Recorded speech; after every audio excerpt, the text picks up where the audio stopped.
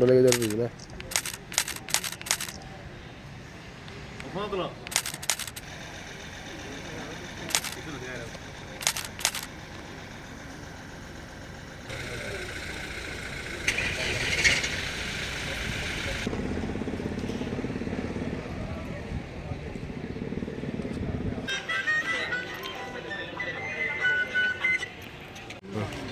Actually আজকে আমরা কোনো ডেপুটেশন দিতে আসেনি, আমরা এমনি একটা ডিসকাশন করতে এসেছি।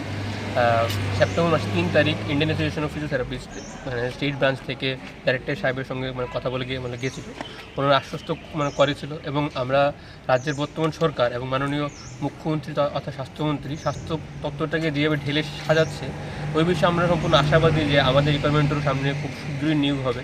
তো ওই বিষয় নিয়ে এখন আমরা স্যারের সঙ্গে কথা বলতে এসেছি আর কি, যে প্রচেষ্টাটি কত এগুলো ওই বিষয়ে। কতজন পোস্ট ক্রিয়েট হয়েছে আপনাদের এই ফিজিওথেরাপি? পোস্ট ক্রিয়েট হয়েছে বলতে আমরা যখন দেখেছিলাম যে 11খানা পোস্ট ছিল, তখন ওরা বলেছিল যে পোস্ট সংখ্যাটা আরও বাড়িয়ে আরও বেশি সংখ্যক ফিজিওথেরাপিস্ট নিয়োগ করার সম্ভাবনা আছে। এখন এর কি আপডেট হবে সেটাই ডিসকাস করতে আমরা এসেছি। আপনারা পোস্ট খালি আছে বর্তমানে 11খানা পোস্ট খালি আছে।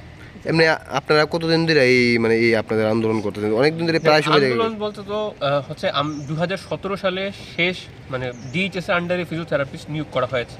তারপর ফিজিওথেরাপিস্ট নিয়োগ করা হয়েছে কিন্তু ডিএইচএস আন্ডারে নয়, এনএচএম আন্ডারে কিংবা বিভিন্ন কন্ট্রাকচুয়ালভাবে ডিডিআরসিগুলোতে নিয়োগ করা হয়েছে। তো আমরা চাইছি যে ডিএইচএস আন্ডারে ডাইরেক্ট যেন রিক্রুট করার জন্য হয়। তো আমরা বর্তমান সরকারের প্রতি আমরা আশাবাদী, এখন দেখা যাক কত হচ্ছে। আপনার পরিচয়টা?